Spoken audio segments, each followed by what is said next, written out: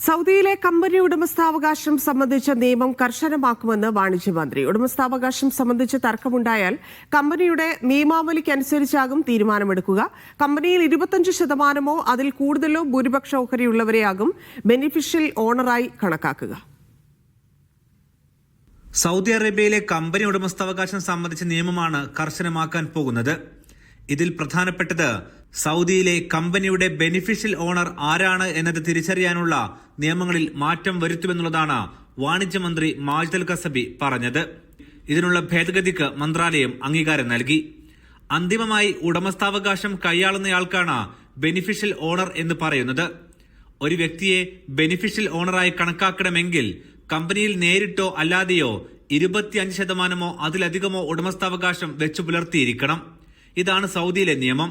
കമ്പനിയിൽ ഒന്നിലധികം ഉടമകൾ ഉണ്ടെങ്കിലും ആർക്കും ഈ നിശ്ചിത ശതമാനം ഉടമസ്ഥാവകാശം ഇല്ലാത്ത സാഹചര്യത്തിലും കമ്പനിയുടെ നിയന്ത്രണമുള്ള ആളെ ഇതിനായി പരിഗണിക്കും. ഈ രണ്ട് മാനദണ്ഡങ്ങൾ പ്രകാരവും ബെനിഫിഷ്യൽ ഓണറെ തിരിച്ചറിയാൻ കഴിയുന്നില്ലെങ്കിൽ കമ്പനിയുടെ ഘടനയനുസരിച്ച് മാനേജർ, ബോർഡ് അംഗം, ചെയർമാൻ എന്നിവർക്ക് ഈ പദവി നൽകും. മറ്റൊരാൾക്ക് വേണ്ടി ഓഹരി അവകാശങ്ങൾ പ്രയോജനപ്പെടുത്തുന്നവരെല്ലാം ബെനിഫിഷ്യൽ ഓണറുടെ വിവരങ്ങൾ വെളിപ്പെടുത്തുകയും ഉണ്ടാകുന്ന മാറ്റങ്ങൾ 15 ദിവസത്തിനകം റിപ്പോർട്ട് ചെയ്യുകയും വേണം.